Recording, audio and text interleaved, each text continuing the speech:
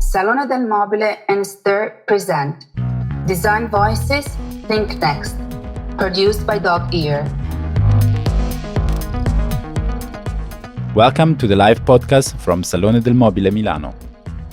We are Amit Gupta, Editor-in-Chief of Stir, and William Bagnoli and Charlotte Bräuer of QA Studio. What's happening today? What are the ideas spreading in the fair? Follow us and let us meet the protagonist.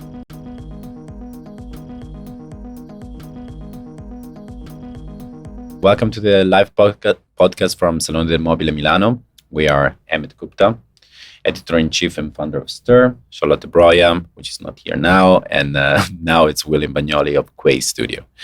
What is happening today? Today we are spreading the ideas at the fair. Follow us and let's meet the protagonist.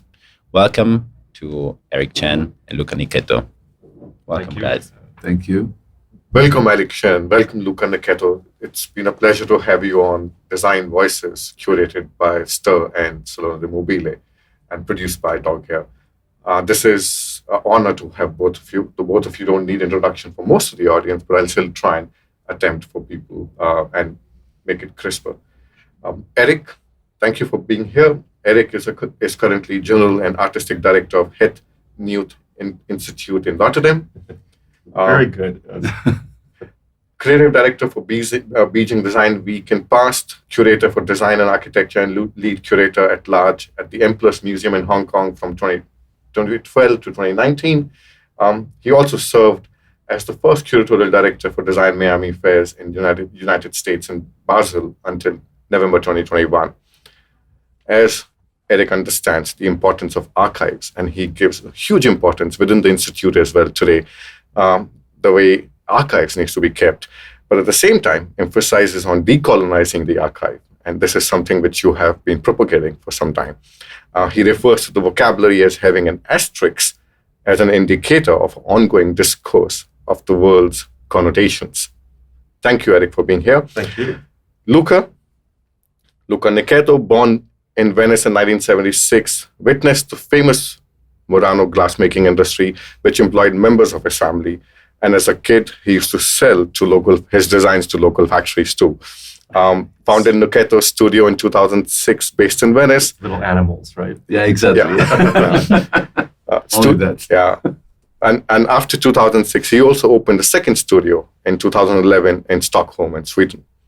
Manifesto from Luca's words, looking for beauty in function, telling emotional tales built on vocabulary of materials and animated by grammar of form, and creating long-term bonds between what they make and who they make for. Thank you, Luca, for joining us. Thank you to have me here. So, guys, let's talk about multiculturality. Aric, you were born and raised in America from a Chinese family, if I'm not mistaken. And Luca, you're Italian, but you decided to move to Sweden. I didn't decide. I met a girl that always the same. It is always the same. Dragged by the leash. Yeah, sorry. Yeah, okay. It's always the same, by the way. Yes, I also met a girl and got stuck in Berlin. Yeah, you see, life. Exactly. How does this multicultural environment influence your career and your work? That was my question. Me or you? Well, it's up to you. Okay. So, for me, moving to Sweden for sure was as a person first, not as designer. Teach me a lot. To, of course, seeing things differently, and especially on the civic sense that is very diffuse comparing with Italy at that time. Now I think Italy is a little bit better, but still there is stuff to do. Mm-hmm. But it's always interesting, in my opinion, to not judging, right, different culture, but trying to embrace and understand why maybe it's different or not, and try to live that, to see. I think it's always good as a human being to be curious to other things, and and be open-minded, because you will be a better person in the end, and you can, interact with in so many levels. And but of course, there was also an impact in my profession. And for example, a very hot word that everybody is using, especially today, that is sustainability. In Scandinavia was something that started many years ago as mandatory almost for everything they are doing. And that for me was something very important to learn when I start to design new products. Did you learn it there in Sweden? Or? Absolutely. Okay. I mean, there was, I never had the experience in other country that a company, for example, that I was working with stopped a sofa because the carbon footprint of the sofa was too much for their standard. And this was happening 15 years ago. Wow. So I was shocked in the beginning. But then also the use of the attention of using and knowing from where the material are coming, and the use of Chrome 3 or Chrome 6, the galvanization also to be careful about the people that are working with this material.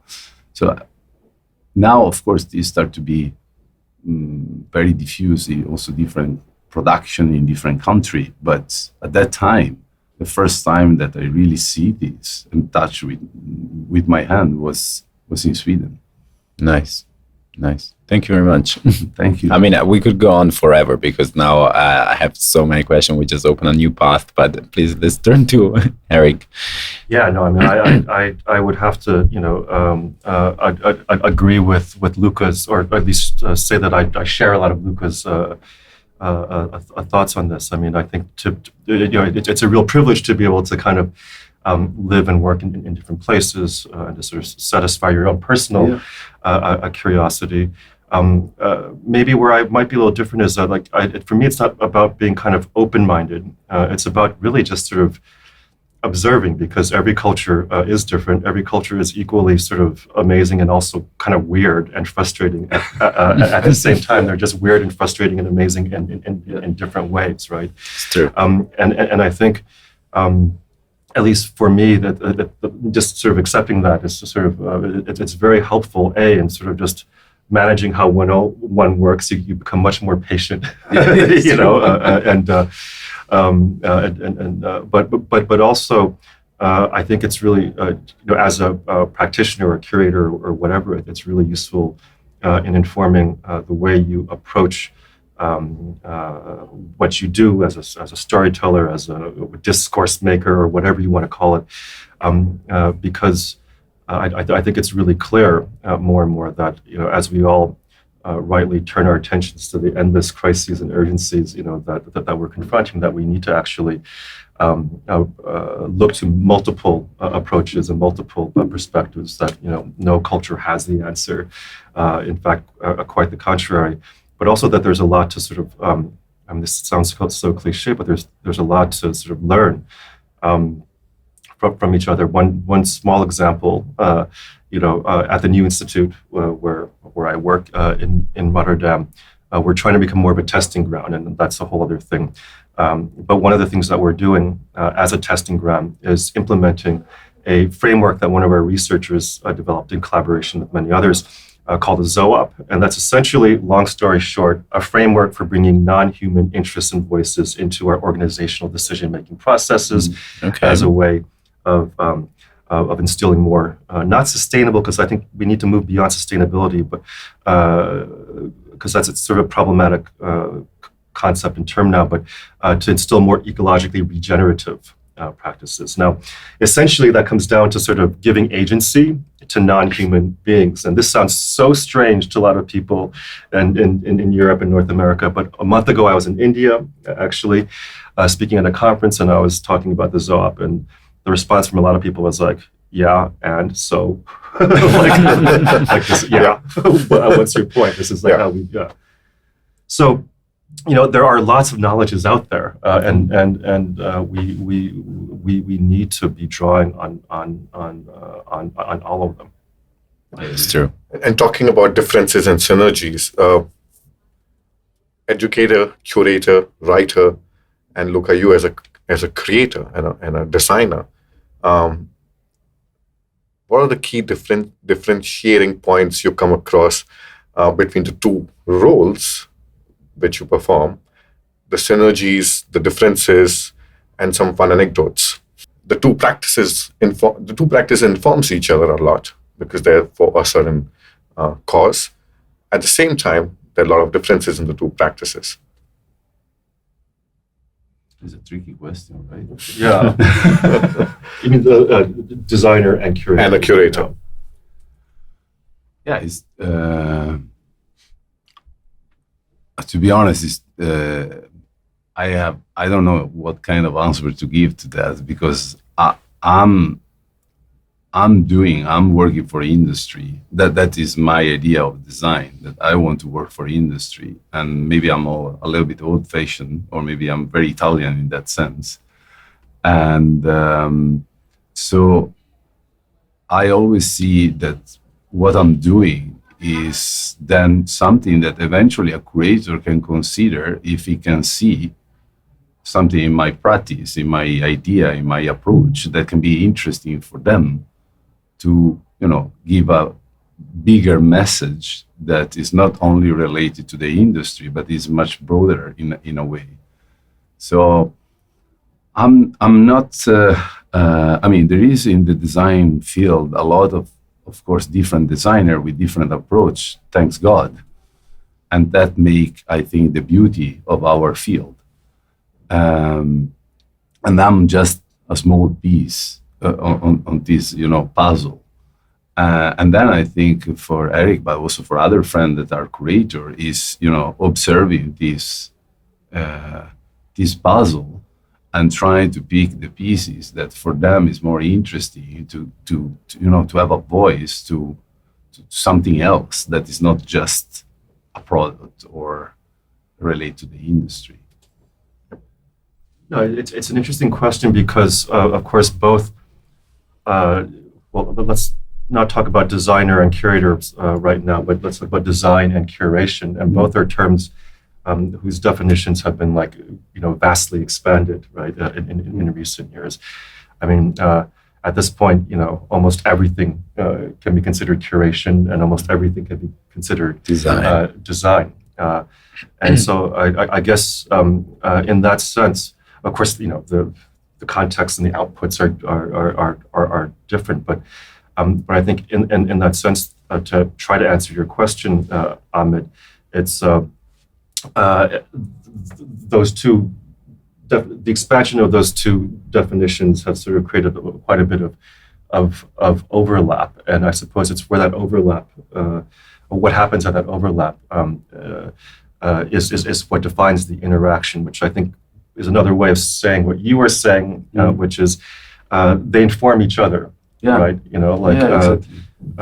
Curators are looking at what designers are doing, of course, but then designers are looking at how curator. Yeah, so they sort of, there is an influence for sure, of course. But then we now have but sort of throw a big wrench in all of it is social media, because now all of us are just looking at what's happening on social media. So maybe the bigger question is the relationship between design curation and social media. Yeah.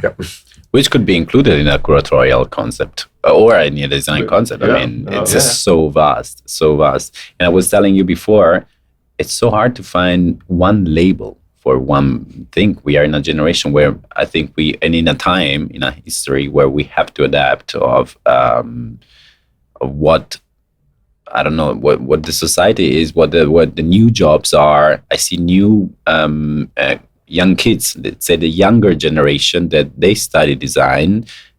I talk for myself, for instance. I studied design and then I ended up doing curatorial concept. Am I a curator? I don't feel like a curator. I feel like that I'm pulling people together. I'm trying to push collaboration in between designers, because I learn a lot from designers, and I don't know, I just observe how they move in a space and what their practice is, and then maybe the concept for my next exhibition comes exactly from there. Aric, how does events like Salone help shape this real world narrative? Wow, that's a good question.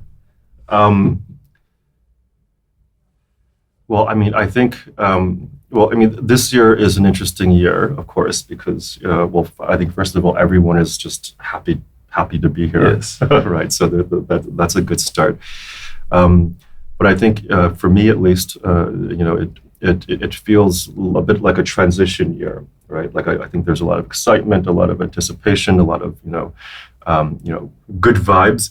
But I think there's also a lot of the anticipation is about where do we go from here. Now where we transition to is the big question. It's possible we will transition to sort of more of the same, like 2019 redux. I think we can all agree that we hope that doesn't happen, although probably the chances are that it will. Yes. But yeah. But I think I think even if it, if we do kind of go back to the status quo, it's impossible to go to the status quo because the world is changing, and I think events like Salone will. Our entire discipline and the entire industry. This is not to single out us Salone, are going to have to change with it now.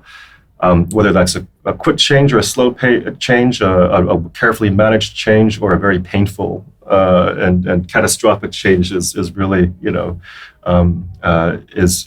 the question. And so I think what's wonderful about having everyone back is that we can start discussing these things again. I mean, a number of colleagues have noticed how.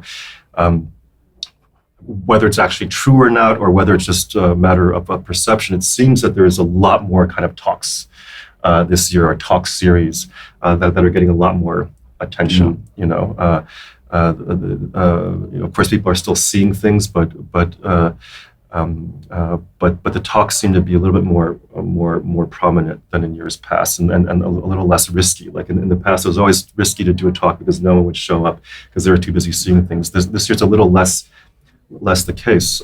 People are actually going to them, and I think that speaks to a kind of collective, I don't know, soul searching is too dramatic a word, but a kind of collective at least desire to rethink how we do things. I agree.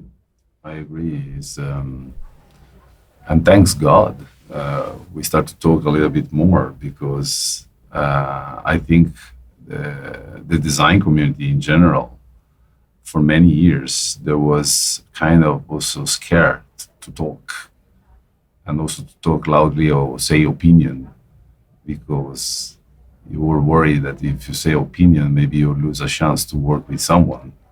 That's right. So, and now I think you mentioned the wrong brand on a podcast. Like what I was doing now, but I stopped. Thank you. No, but we're happy that you talked about. I just saved your career. Thank you. I really appreciate it. We're happy that you talked about talks and conversation. And one of the idea when we were talking to Salone, the Mobile team, and interacting with Maria and everybody else, is we need to have conversations. We need to have dialogues. We need to have discourses, and that's the first thing. And we're happy that we're doing this. And your voices matter, and your voice is reaching out to as many people as possible matters, and that is what we need to do. We need to think next. So, what's next for both of you? Well, I just want to say one thing, connect to what Aric was saying before. I was really hoping to see when I came. I mean, I'm very happy to be here and see friends, to meet people. There is a very good energy and vibes. I was really hoping to see a little bit of change on how the brand was showing up, the new product, how they were building the booth. I was really hoping to see something different, something more refreshing after not only talking about the pandemic, but also thinking about what is the future. So what I experienced until now is just a answer to go back to 2019, hoping that everything will be the same. And this is very dangerous because it's a short vision, and design should be not something short, especially now, but should be much more a project in the future. And not only in terms of output, in terms of product, but really in terms of something that is more meaningful, more inspiring, knowing that we have so many problems that we are going to face, and we need to start quickly to understand that. I just want to add a little thing: the shortage of material. Did you see some difference in how the company is using materials? Zero. And is a city. They build a city for 5 days. Yep. And where are these things going? Knowing that there is no material to use. So I don't have the answer how to, or maybe I have some ideas. Well, there is no answer, but there are many answers, and I think the key is not to be sort of,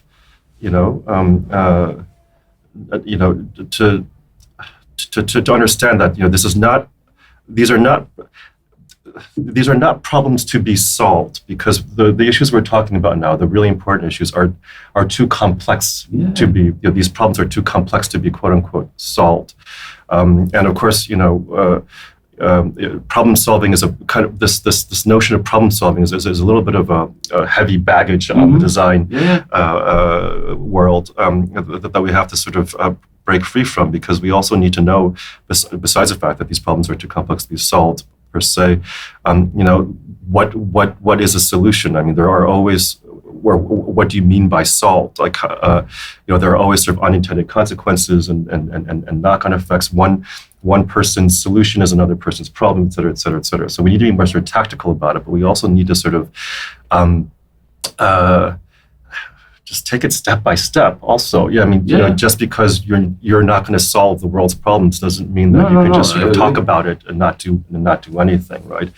And so I think you're absolutely right. Change is coming too slowly to the industry, but change will happen. And like I said before, it's a matter of how painful or not, how managed or not it is. And I wonder too if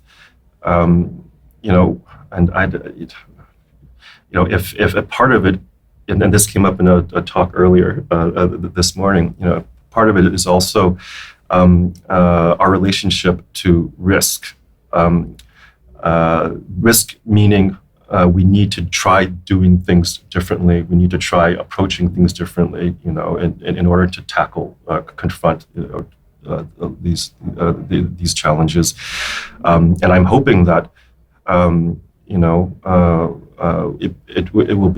it will become easier to take good risks, not reckless risks, but good risks, because I think the sort of conservatism that has held us back is kind of based on this desire or this the illusion of certainty, that we can create certainty. Mm-hmm. I think at this point, as a not to sound too grandiose, but as a species and a planet, we know there's no certainty. No, not at all. We have nothing but uncertainty, and if we can not only accept that, but bravely embrace that, hopefully that leaves more room for us to try the different strategies we need to try. No, both of you very well said, because as we say, we talk about 3 C's: COVID, climate, and currency, which is the economy. All 3 of them are extremely unstable and also riskier, and they're actually sitting on the edge. At the same time, the human behavior has changed. The whole consumption pattern has taken a shift. The dissemination and absorption has changed.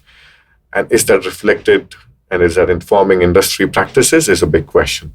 And you're right. I mean, somebody needs to break the mold.